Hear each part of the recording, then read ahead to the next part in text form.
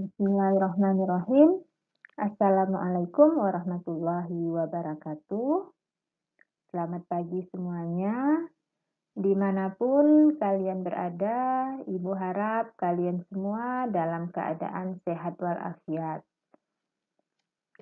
Sebelum kita memulai pembelajaran mata kuliah biokimia kebidanan pada pagi hari ini, lebih baiknya kita mulai dengan terlebih dahulu membaca doa agar selama perkuliahan kita selalu diberikan kesehatan dan kelancaran. Berdoa dipersilahkan. Berdoa selesai. Ya, pada kesempatan kali ini saya akan menjelaskan tentang materi hubungan antara fungsi biologi dengan struktur kimia. Ini merupakan pertemuan dan materi yang kedua, di mana sebelumnya materi pertama itu mengenai sel, sistem kimia dalam tubuh, serta struktur dan fungsi sel. Sedangkan untuk materi yang kedua, itu mengenai hubungan antara fungsi biologi dengan struktur kimia.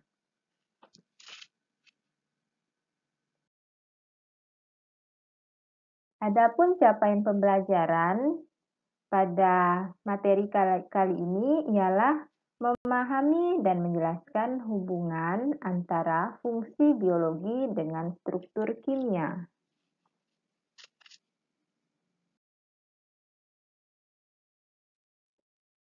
Nah, untuk yang pertama, di sini saya akan menjelaskan mengenai karbohidrat.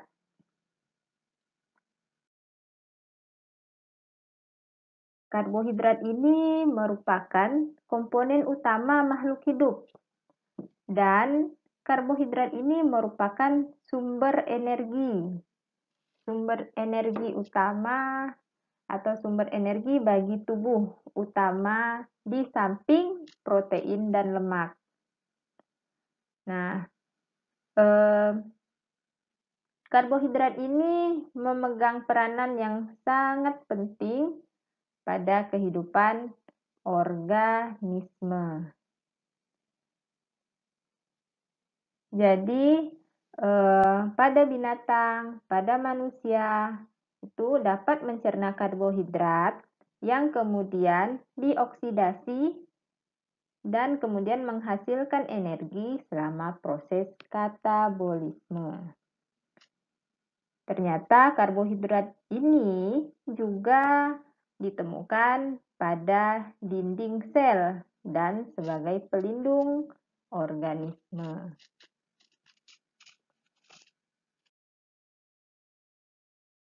Berikut merupakan struktur molekul karbohidrat.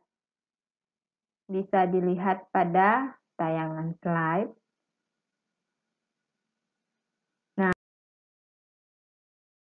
struktur kimia karbohidrat seperti tayangan slide sebelumnya itu tersusun atas molekul karbon C, hidrogen H, dan oksigen, dan memiliki gugus fungsi aldehid atau gugus keton. Nah, biasanya setiap unit gugus gula itu dirangkai oleh ikatan glikosidik. Nah, jumlah atom hidrogen dan oksigen itu biasanya perbandingannya 2:1. Contoh dalam hal ini seperti glukosa C6H12O6, di mana perbandingan H dengan O, jumlah atomnya 12:6, itu perbandingannya jika disederhanakan menjadi 2:1. Jadi seperti yang telah saya jelaskan bahwa jumlah atom hidrogen dan oksigen itu biasanya pada karbohidrat perbandingannya 2:1.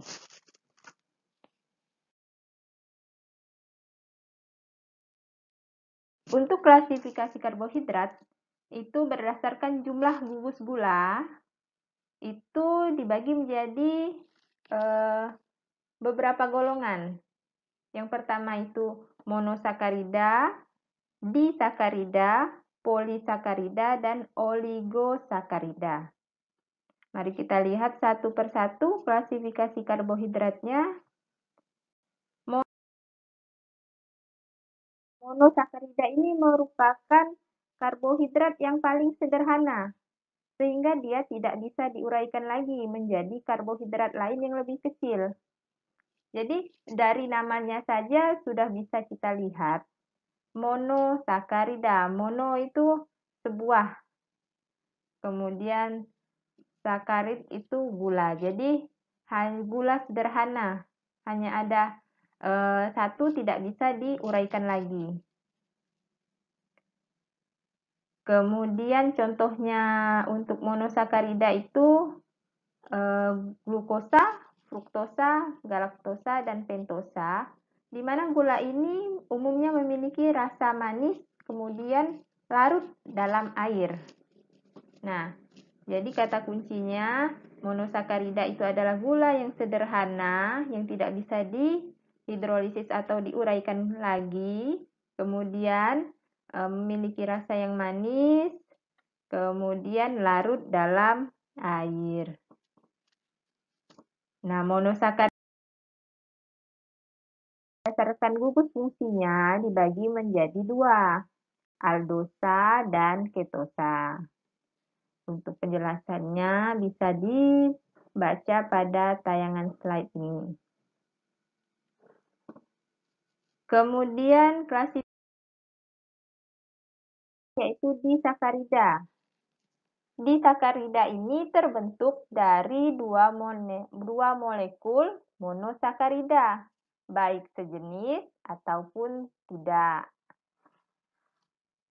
Disakarida ini terdiri atas unit sukrosa, maltosa, laktosa, dan selobiosa.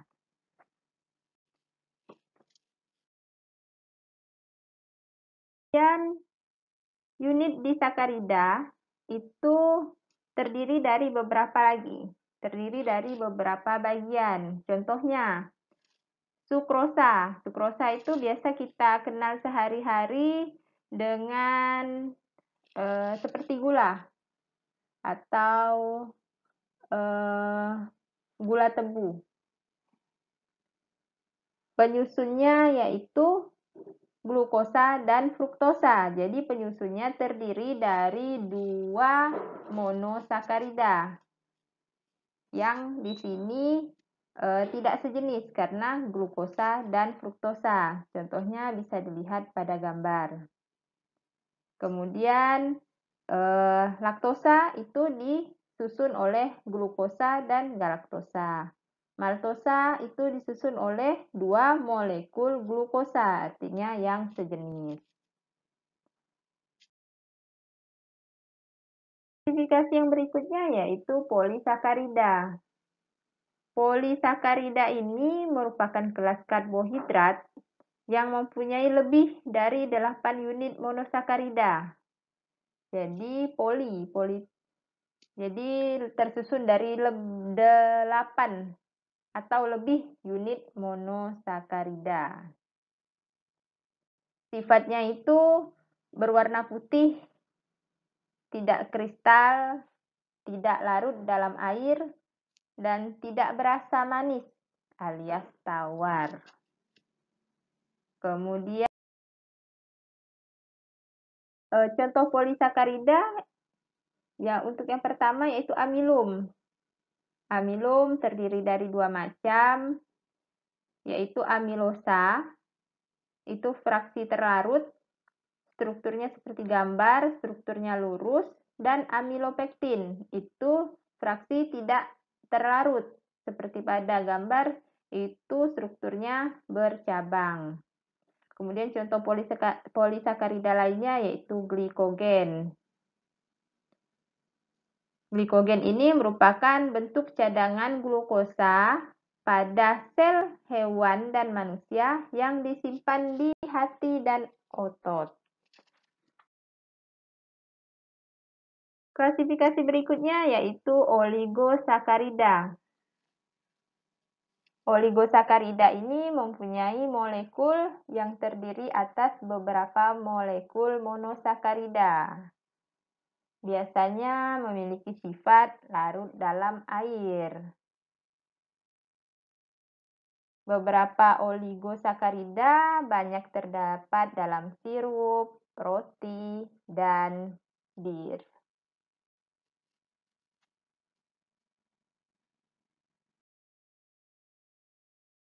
Untuk peran biologis karbohidrat itu yang pertama sebagai bahan bakar dan cadangan energi. Kemudian sebagai materi pembangun. Contohnya dalam membentuk struktur membran dan dinding sel. Kemudian mempertahankan kadar gula darah. Nah, bagaimana peran biologis karbohidrat untuk ibu-ibu hamil? Perannya di sini karbohidrat itu merupakan sumber tenaga untuk tumbuh kembang janin, kemudian untuk proses perubahan biologis yang terjadi dalam tubuh. Apa saja perubahan biologis yang terjadi dalam tubuh? Seperti pembentukan sel baru, pemberian makanan bayi melalui plasenta, kemudian pembentukan enzim, dan hormon penunjang pertumbuhan janin. Ini berdasarkan Christiana Sari 2010, penelitian beliau.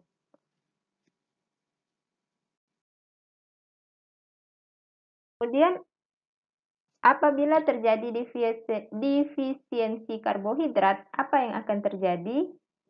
Nah, ternyata ada beberapa penjelasan apabila mengalami defisiensi karbohidrat.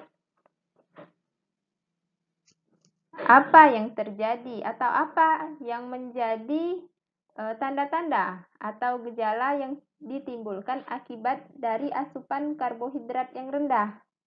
Nah, di sini gejala-gejalanya bisa kita baca seperti dehidrasi, mual, nafsu makan berkurang, kemudian tekanan darah itu kadang-kadang naik, kadang-kadang juga turun dengan mendadak sewaktu bangkit dari posisi berbaring. Merupakan pembahasan mengenai karbohidrat. Selanjutnya mengenai protein. Protein itu merupakan zat utama dalam pembentukan dan pertumbuhan tubuh. Ya, protein itu merupakan makromolekul utama di sel. Pada pertemuan sebelumnya telah kita pelajari tentang makromolekul, di antaranya yaitu protein. Nah, unit dasar dari struktur protein itu adalah asam amino. Jadi, protein itu bisa digambarkan sebagai untayan sederet residu asam amino dengan urutannya yang spesifik atau khas. Kemudian, residu asam amino itu akan dihubungkan dengan suatu ikatan yang dinamakan dengan ikatan peptida, seperti pada gambar ini.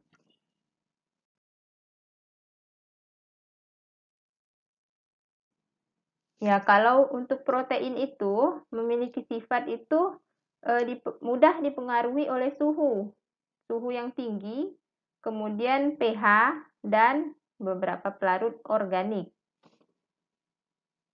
Protein itu memiliki molekul yang besar dengan BM yang bervariasi, biasanya antara 5.000 sampai dengan jutaan. Apa saja fungsi protein? Ternyata fungsi protein itu banyak sekali, di antaranya sebagai sumber energi, pembentukan dan perbaikan jaringan sel, kemudian sintesis hormon, enzim, dan antibodi.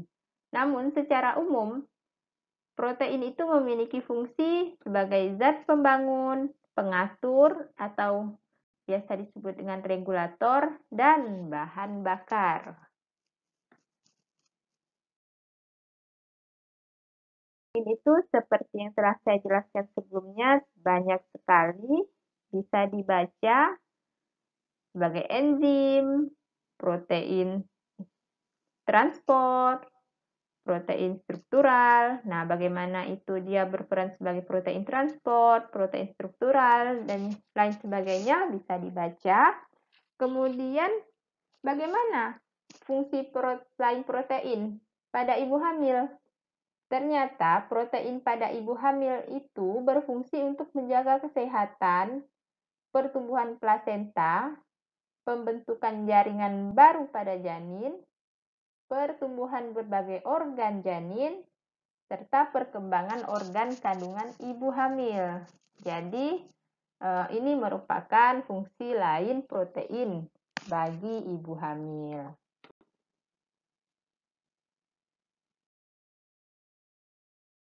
Bagaimana? Atau apa yang akan terjadi di dalam tubuh kita jika kekurangan konsumsi protein? Nah, ternyata di sini ada beberapa penyakit yang diakibatkan apabila kekurangan mengkonsumsi protein. Yang pertama di sini adalah kwashiorkor. Nah, gejala dari kwashiorkor ini yang spesifik adalah adanya udem. Kemudian terjadi perubahan-perubahan psikomotorik.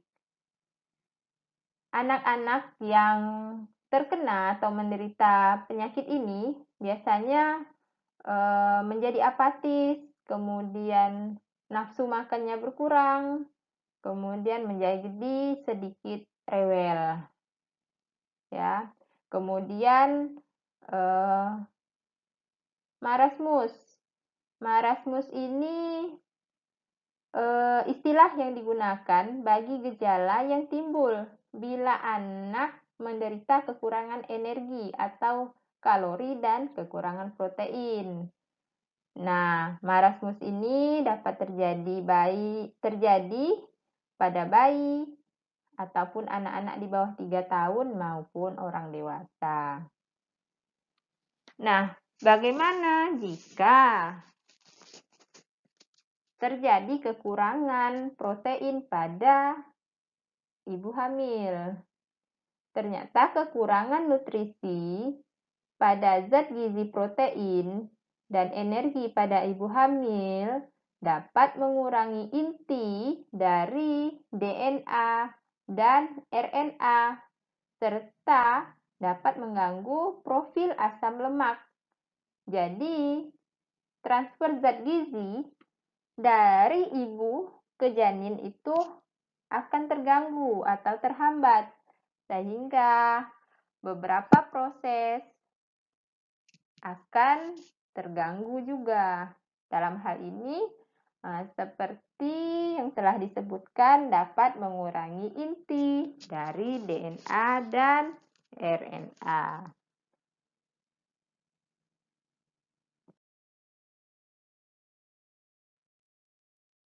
Bagaimana apabila terjadi kelebihan konsumsi protein?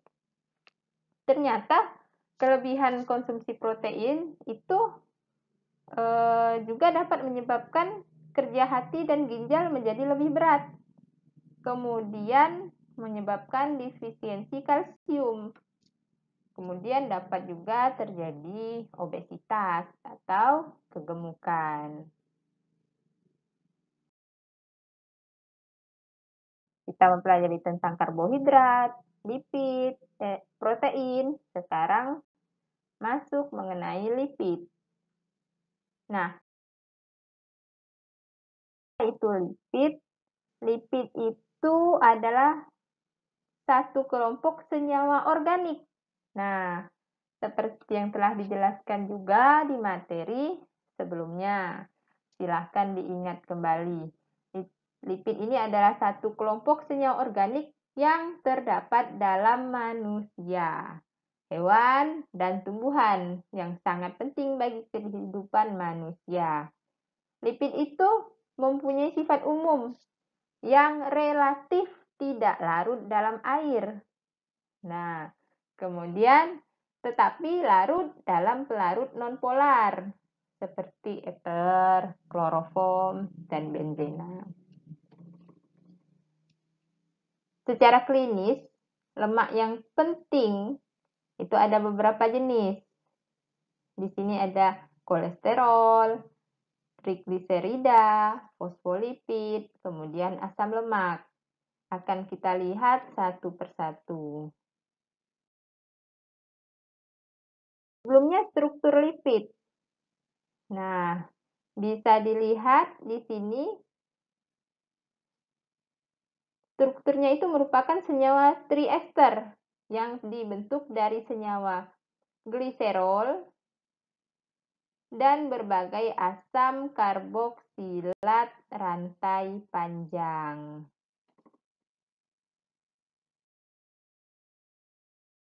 Nah, asam lemak. Asam lemak itu merupakan lipid yang paling sederhana dan merupakan penyusun dari lipid yang kompleks. Bagian kepalanya hidrofilik head, kemudian ini adalah ekornya hidrofilik. Sudah saya singgung di pertemuan sebelumnya, hidrofobik.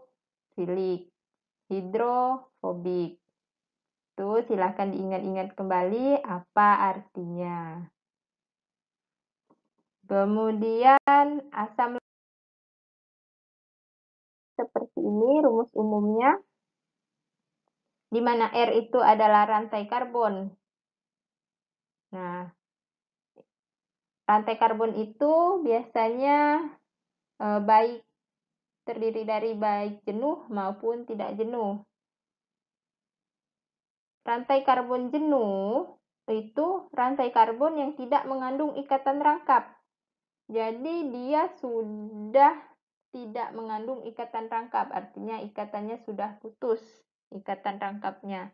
Sedangkan rantai karbon tak jenuh itu rantai karbon yang masih mengandung ikatan rangkap.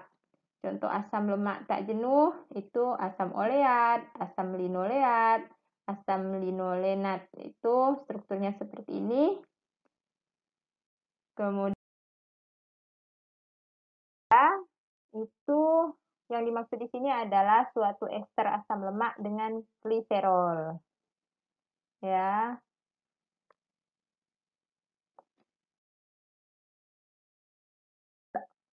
Apa saja fungsi dari lipid? Fungsi dari lipid itu sebagai sumber energi, sebagai penahan panas, kemudian membungkus beberapa organ. Lipid nonpolar berfungsi sebagai insulator listrik. Kemudian membantu pengangkutan vitamin A, D, E, K. Vitamin yang larut dalam lemak. A, D, E, K. Adik. Ya. Nah, fungsi lipid. Nah, lemak memiliki peranan utama untuk menyediakan energi metabolik. Hasil dari metabolisme lemak dapat berupa asam lemak. Nah, asam lemak dapat dibagi menjadi asam lemak jenuh dan asam lemak tak jenuh, seperti yang telah saya jelaskan di slide sebelumnya.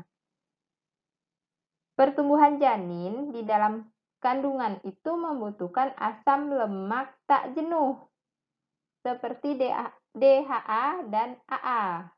Pasti kalian sering mendengar istilah-istilah AA dan DHA. Ini merupakan istilah yang sering atau umum digunakan dan didengar. Jadi, AA dan DHA itu merupakan asam lemak rantai panjang tak jenuh yang sangat penting yang berasal dari membran lipid, di mana AA dan DHA ini sangat berguna untuk pertumbuhan dan perkembangan janin di dalam kandungan. Jadi, sangat diperlukan sekali AA dan DHA untuk ibu-ibu hamil di mana berfungsi untuk perkembangan janin di dalam kandungan. Jadi sudah mengerti sampai di sini fungsi dari AA dan DHA.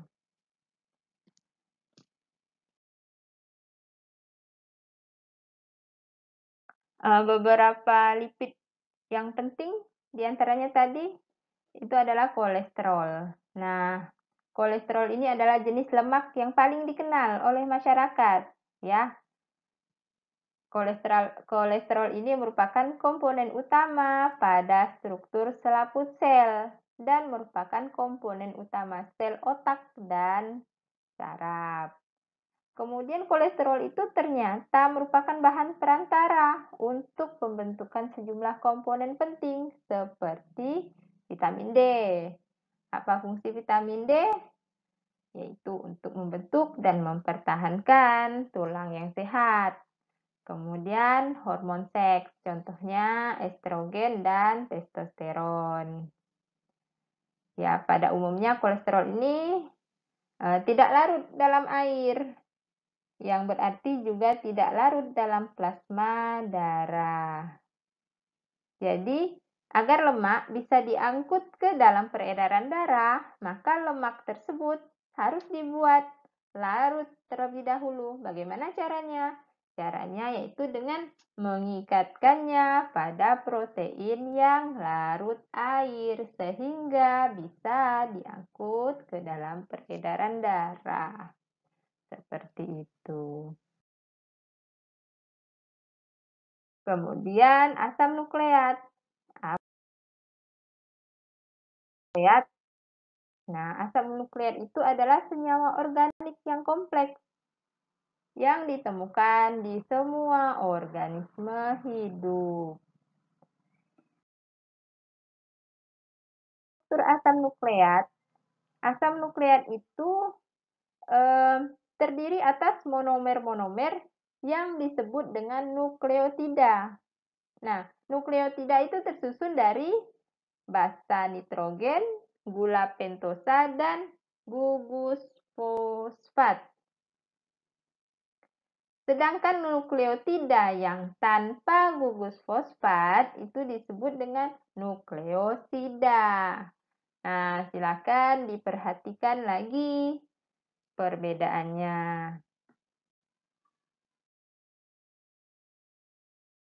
Struktur asam nukleat itu ada dua jenis utama asam nukleat. Yang pertama itu asam deoksiribonukleat atau yang biasa kita kenal dengan DNA.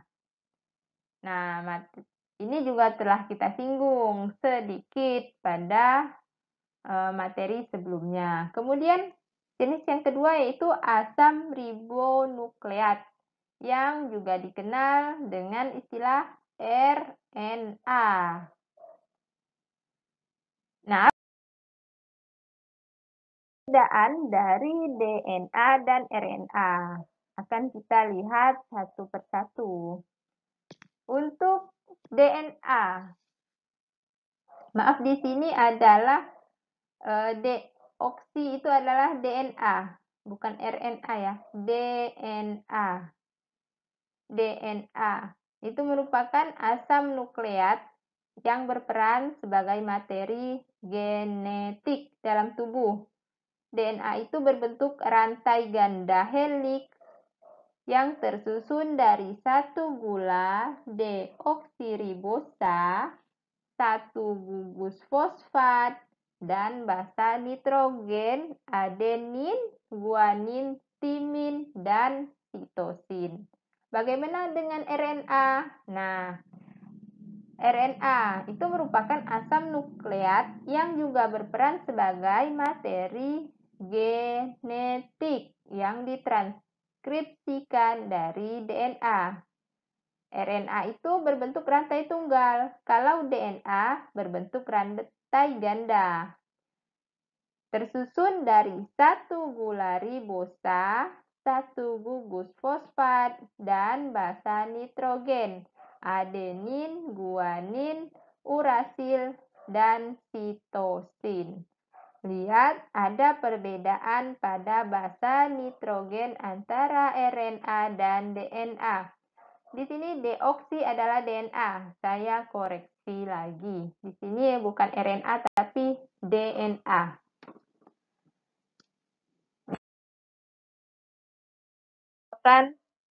Perbedaan DNA dan RNA, silahkan dibaca.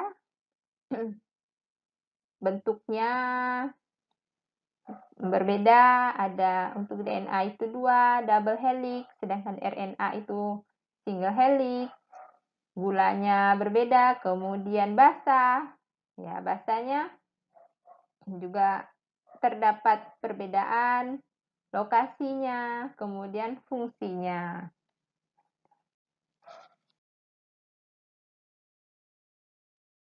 Nah, ini adalah perbedaan RNA dan DNA. Bisa dilihat dari gambar. DNA itu terdiri dari basa purin dan pirimidin berupa adenin, guanin, sitosin, dan timin. Sedangkan RNA terdiri dari basa purin dan pirimidin berupa adenin, guanin, sitosin, dan urasil.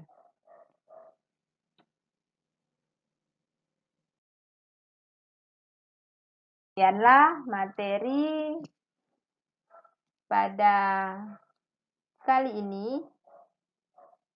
Semoga bermanfaat. Silahkan diulang kembali dan